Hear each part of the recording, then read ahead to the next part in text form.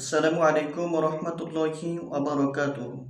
নাহমাদুহু ওয়া নুসাল্লি আলা রাসূলিহিল কারীম। আম্মা বা'দ। দূরের ও কাছের, দেশের কিংবা প্রবাসের যে সকল ভাই ও বোনেরা আমার আলোচনা শুনছেন, আপনাদের সবাইকে জানাচ্ছি আন্তরিক অভিনন্দন, মোবারকবাদ। আমি মাওলানা শেখ ফরিদ মহিব্বী।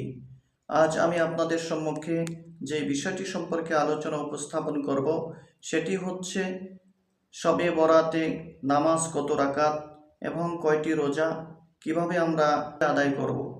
শবে বরাতের রাত 14ই শাবান, দিবাগত রাত 2025 সালে 14ই ফেব্রুয়ারি তারিখ, রোজ শুক্রবার, দিবাগত রাত এ ভাগ্য রজনী বা শবে বরাত। আরবি তারিখের সাথে ইংরেজি তারিখের মিল হয়েছে বিধায় সকল মুসলমানদের মনে রাখতেও অনেকটাই সুবিধা। এ রাত আসলে বহুল জিজ্ঞাসিত একটি বিষয় হচ্ছে যে এই রাতে কয় রাকাত নামাজ আদায় করতে হবে, কিভাবে আদায় করতে হবে, এই বিষয়টি সম্পর্কে আল্লাহ রাসূল সাল্লাল্লাহু আলাইহি ওয়াসাল্লাম বলেছেন, কুমু লাইলাহা, তোমরা রাত্রি জাগরণ করো, কিয়ামুল লাইল, দাঁড়ায় দাঁড়ায় নামাজ আদায় করো। তো কত রাকাত নামাজ আদায় করতে হবে এ বিষয়টি সম্পর্কে আল্লাহ রসুল সাল্লাল্লাহু আলাইহি ওয়াসাল্লাম নির্ধারণ করে বলেন নাই। অর্থাৎ যে যত খুশি নফল নামাজ আদায় করতে পারবে। নফল নামাজ আদায় করার নিয়ত করবে, 2 রাকাত করেই সাধারণত নফল নামাজ আদায় করতে হয়। আর নিয়ত করবে, নিয়ত মানেই হচ্ছে মনের ইচ্ছা, সংকল্প যে আমি লাইলাতুল বরাত উপলক্ষে নফল নামাজের জন্য নিয়ত করলাম, আল্লাহু আকবার বলে সে সানা পড়বে, সূরা ফাতিহা পড়বে, যে কোনো একটি সূরা, যেই সূরাটি সে সবচেয়ে ভালো পারে ওই সূরাটি সে তেলাওয়াত করবে। এভাবে করে 1 রাকাত নামাজ আদায় করবে, পরবর্তী আবার 1 রাকাত নামাজ আদায় করে সালাম ফিরাবে এবং এমনভাবে স্থির হয়ে দাঁড়াবে যেমনিভাবে সে মনে মনে স্থির করবে আমি মহান রবের সামনে দাঁড়িয়েছি।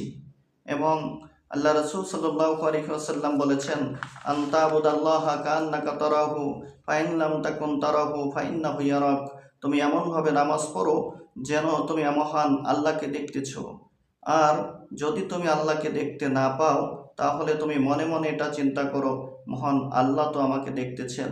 এমন মন মানসিকতা নিয়ে নামাজে দাঁড়িয়ে এরপরে নামাজ আদায় করা, এরপর তাসবিহ তাহলিল, কোরআন তেলাওয়াত, দুরূদ শরীফ, এভাবে করে বিভিন্ন আমলের মাধ্যমে এই রাতটিকে কাটানো। বিশেষ করে এই রাতে মহান রবের কাছে বেশি বেশি পরিমাণে কান্নাকাটি করা, রোনাজারি করা, নিজের জীবনের গুনাহের কথা খেয়াল করে মহান আল্লাহ তাআলার কাছে ক্ষমা চাওয়া। কারণ এই রাতে আল্লাহ সুবহানাহু ওয়া তাআলা অসংখ্য অগণিত নর নারীকে ক্ষমা করে দিবেন।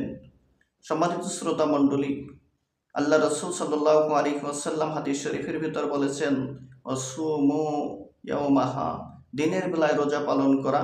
এজন্য এই হাদিস থেকে বোঝা যাচ্ছে যে 14 তারিখ দিবাগত রাত্রে সেহরি খেয়ে 15 তারিখ যেদিন শনিবার, ওই দিনে দিনের বেলায় রোজা পালন করা। এবং যদি কোনো ব্যক্তি 3টি রোজা রাখতে চায় তাহলে 14 তারিখ, 15 তারিখ এবং তারপরের দিন 16 তারিখ, এভাবে 3টি রোজা পালন করতে পারে।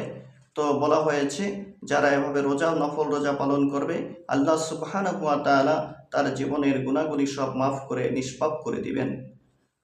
আল্লাহ রাসূল সাল্লাল্লাহু আলাইহি ওয়াসাল্লাম শবে বরাতের রজনীতে জান্নাতুল বাকির মধ্যে গিয়েছেন এবং জান্নাতুল বাকির মধ্যে গিয়ে কবরবাসীদের জন্য দোয়া করেছেন, কবর জিয়ারত করেছেন।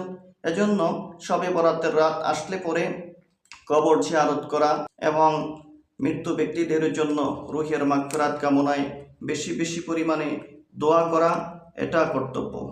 তাই আমাদের উচিত হচ্ছে বেশি পরিমাণে নামাজ আদায় করা এবং নফল রোজা পালন করা এবং কবর জিয়ারত করে এই রাতে বেশি পরিমাণে নফল ইবাদত বন্দেগী এবং দান সৎকার মাধ্যমে কাটানো।